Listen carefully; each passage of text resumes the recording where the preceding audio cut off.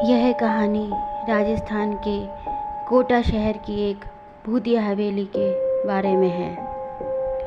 यह हवेली राजा महाराजा के समय में बनाई हुई थी, लेकिन पिछले 18 सालों से इस हवेली में आज तक कोई भी रहने के लिए नहीं आया था। इच्छा होने पर भी इस हवेली में कोई भी नहीं रह पा रहा था, क्योंकि लोगों का कहना था कि इस हवेली में भूत प्रेत का साया है। जब अजीत सिंह को इस हवेली के बारे में पता चला तो उसने तय किया कि वो इस रहस्य को जानकर ही रहेगा। क्यों लोग इस हवेली में नहीं रह पा रहे हैं? उसने मजबूत इच्छा शक्ति से हवेली में रहने की पूरी तैयारी कर ली।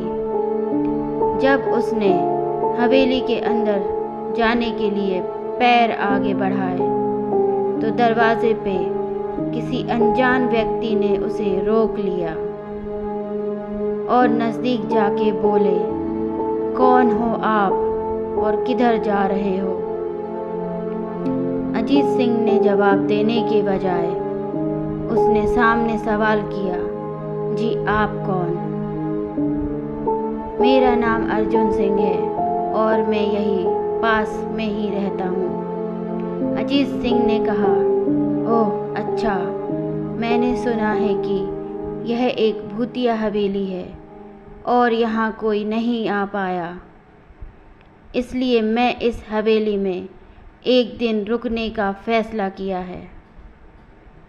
अर्जुन सिंह ने कहा, जी हाँ, आपने सही सुना है और आप भी अंदर मत जाइए।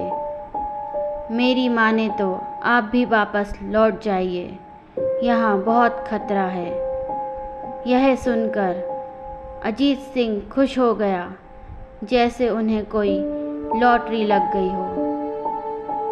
अर्जुन ने उसकी खुशी को देखकर बोला, आप क्यों खुश हो रहे हो? आपको तो भूत का नाम सुनकर डर जाना चाहिए।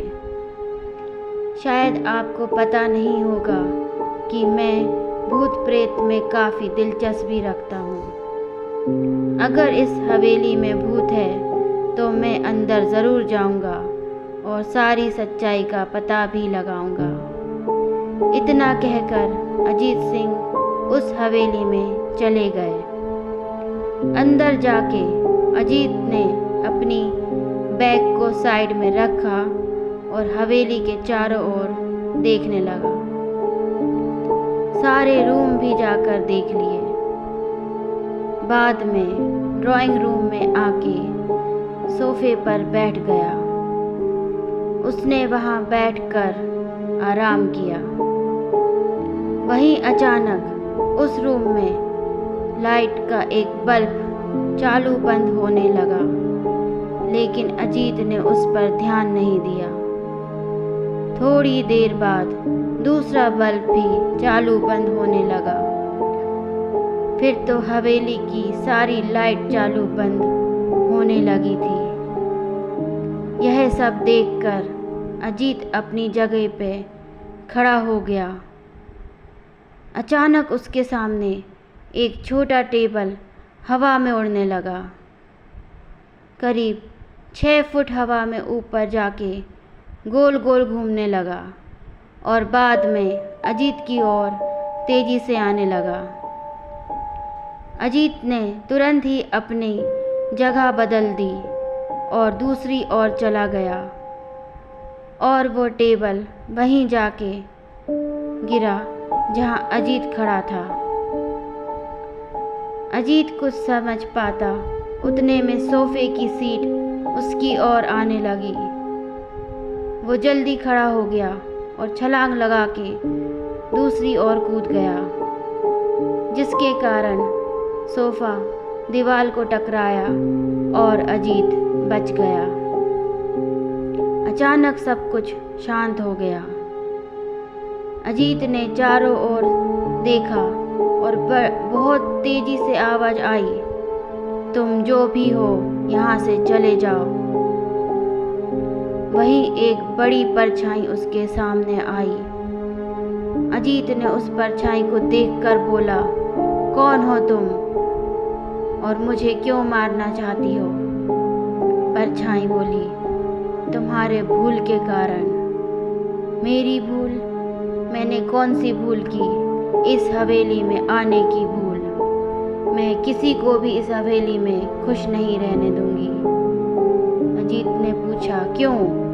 उस परछाई ने जवाब दिया, आज से 18 साल पहले इस हवेली के मालिक ने मुझे यहीं पे ही मार डाला था।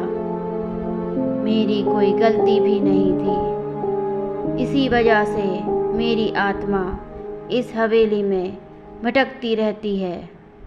मैं किसी को भी इस हवेली में नहीं रहने दूंगी, क्योंकि इस हवेली में मेरा खून हुआ था।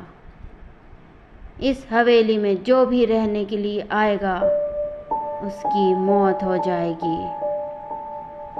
अजीत ने कहा, मैं तुम्हें अपने असली रूप में देखना चाहता हूँ।